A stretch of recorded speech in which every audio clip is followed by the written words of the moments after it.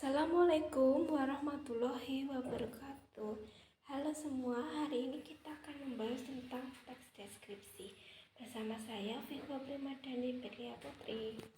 Yuk simak materi tentang teks deskripsi. Apa itu teks deskripsi? Apakah kalian pernah membaca teks deskripsi? Nah, ini adalah pengertian dari teks deskripsi yang udah aku rangkum ya. Nah, yang pertama, teks deskripsi adalah sebuah teks yang menggambarkan, menguraikan, menuliskan suatu masalah. Nah, ini adalah pengertian dari teks deskripsi yang pertama.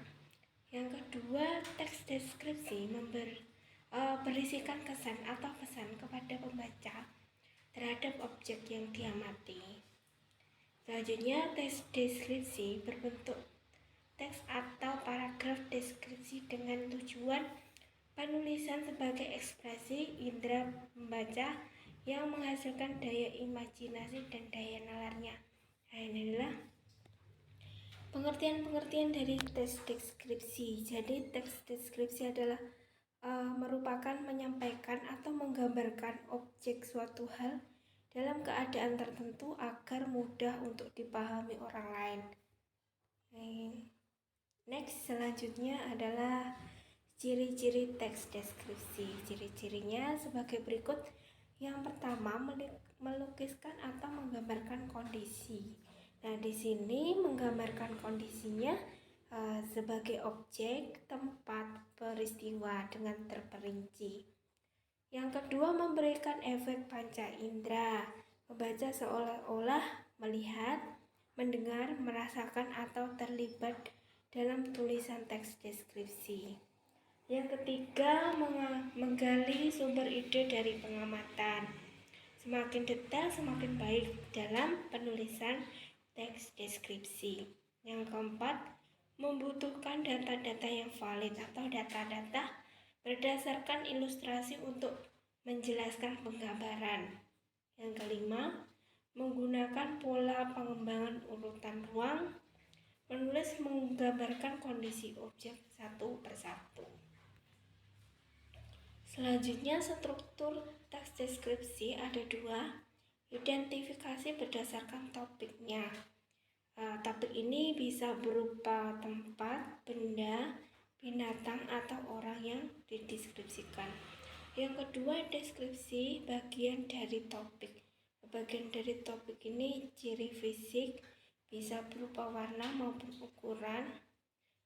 Fokus terhadap topik, tidak boleh melebar kemana-mana.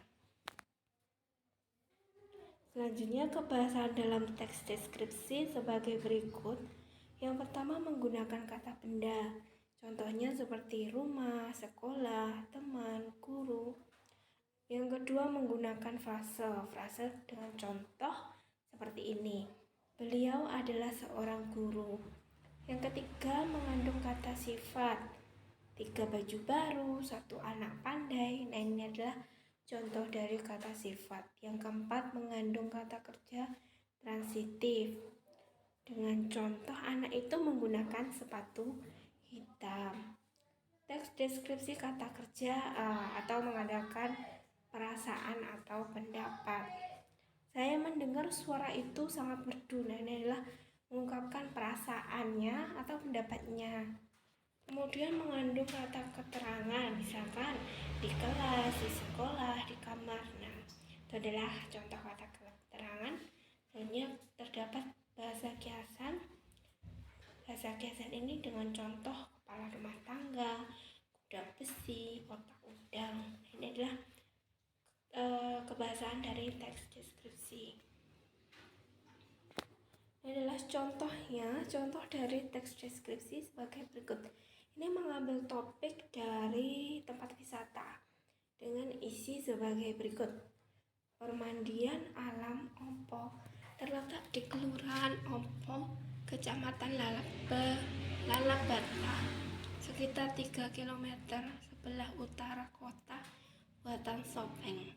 Dalam kawasan objek wisata Ompo ini terlihat areal untuk perkemahan dan balap motor atau road race, dan juga terdapat sebuah danau buatan yang cukup luas sebagai areal bermain perahu dan memancing ikan air tawar. Di bagian luar, tempat wisata ini dikelilingi oleh kios-kios makanan dan minuman. Selanjutnya, selain itu, tersedia juga tempat parkir untuk kendaraan roda 2 dan roda 4. Para pengunjung dimanjakan dengan 2 kolam. Di bagian timur terdapat kolam kecil untuk anak-anak, sedangkan di bagian tengah terdapat kolam berbentuk huruf L yang disediakan untuk orang dewasa.